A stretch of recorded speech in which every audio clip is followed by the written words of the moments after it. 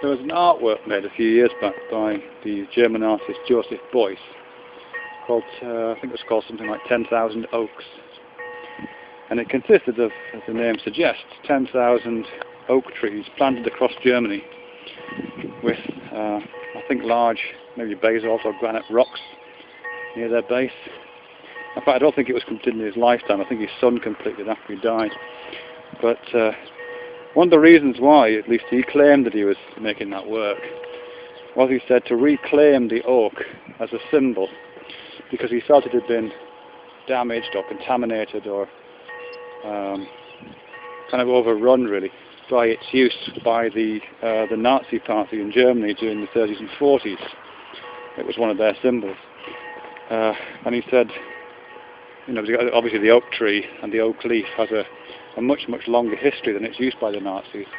And as I say, Joseph Beuys felt it was that's all it stuck in people's minds. So he wanted to try and reclaim it, and this action of planting all these oak trees was part of that project.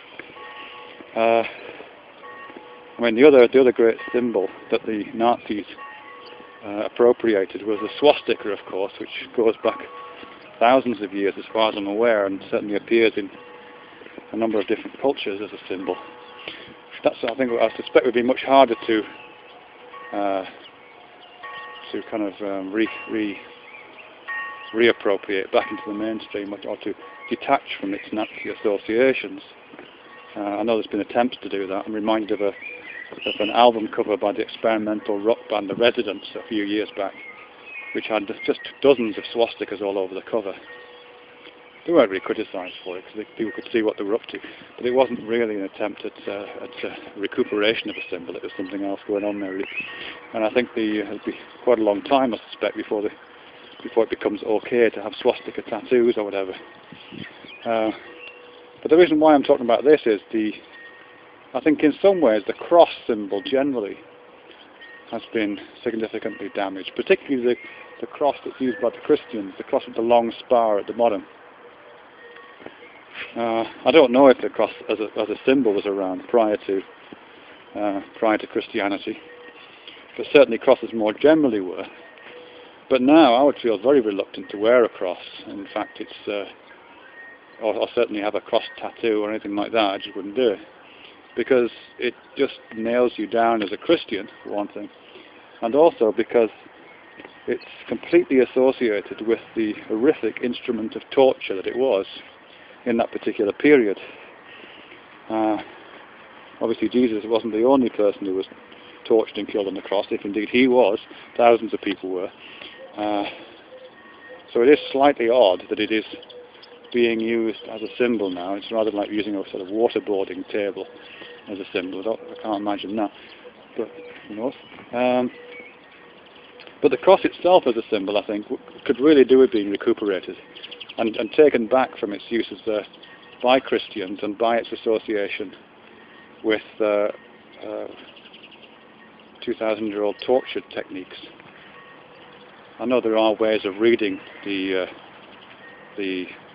death of Jesus on the cross as a kind of redemptive story, but I don't find it helpful. I do find it pretty deathly, really. I think there's other more interesting and richer ways of looking at the cross than those suggest. I just realised I'm talking about this, and I'm right across the road here, right across the canal from the Kingdom Hall of Jehovah's Witnesses. So I have to appropriate. I'm talking about Jesus and crosses right now. I have talked about the cross as a symbol before, but I got a feeling that the sound was so bad when I made those videos, so I don't think I ever uploaded them to YouTube. But certainly I'm very interested in that graphical symbol. The horizontal line has a lot of meaning for me, or it compresses a lot of meaning into a really simple symbolic form. And the vertical line, which I've spoken about most recently, again carries an enormous amount of weight for me. And taken together, the horizontal and the vertical,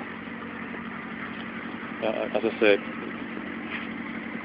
join both those sets of meanings together and add meanings of their own, and particularly the joining of the vertical and the horizontal in that asymmetric way, either that you find in the Christian cross, where the longest spar goes down the bottom, making the whole thing kind of reminiscent of a human shape, is you know, potentially really rich for me. I really like that symbol.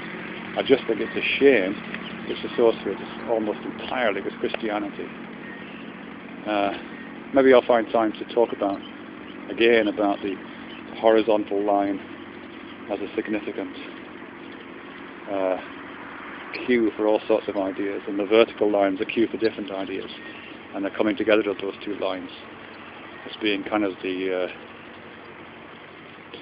coming together of those very complex ideas, I think, particularly in that asymmetric form which puts the whole thing in line with the man being the measure of all things, I suppose. It's a kind of meditative measuring of one's understanding of the world, I think, that's possible around that particular symbol. Maybe I should make a piece called 10,000 Cross Crucifixes. It would just look like a Christian piece, wouldn't it? I mean, it would just look like the work of a completely mad Christian fundamentalist to plant 10,000 crosses somewhere.